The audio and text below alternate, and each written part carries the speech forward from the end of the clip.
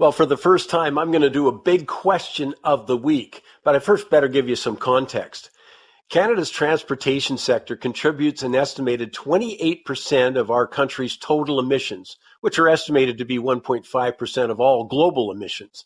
Now, the federal government has stated that climate change is an emergency, and to that end, it mandated that by 2035, all vehicles sold must be zero emissions.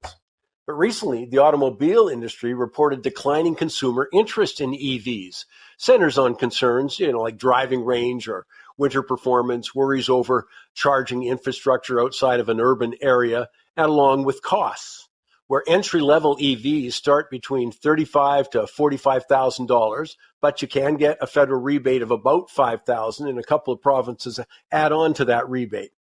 But even with the subsidies, EVs are way out of the financial reach of millions of Canadians, especially given that polling regularly tells us that over half of Canadians feel stressed financially, including millions who describe their situation as desperate.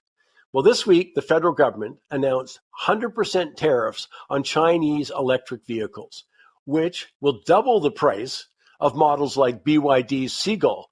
Now, that price was $18,000 to $22,000, going to go up to something like $36,000 to $44,000.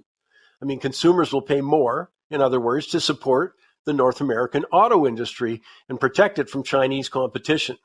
So, now to the big question of the week. If, in the name of lowering carbon emissions and fighting climate change, China offered to give Canada millions of EVs, manufactured in China, of course, for absolutely nothing, no cost, in order to speed up the transition. And then cost wouldn't be a factor, obviously. Millions of more people would have an EV. But should the government say no to that offer, despite the fact that it produces a dramatic reduction in our emissions?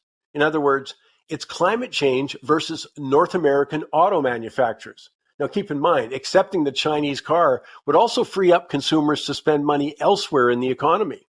And of course, China isn't offering the EVs at zero, but they are offering a substantial discount that would be a significant boost to adoption and emissions reductions by putting them in the price range of millions of more Canadians.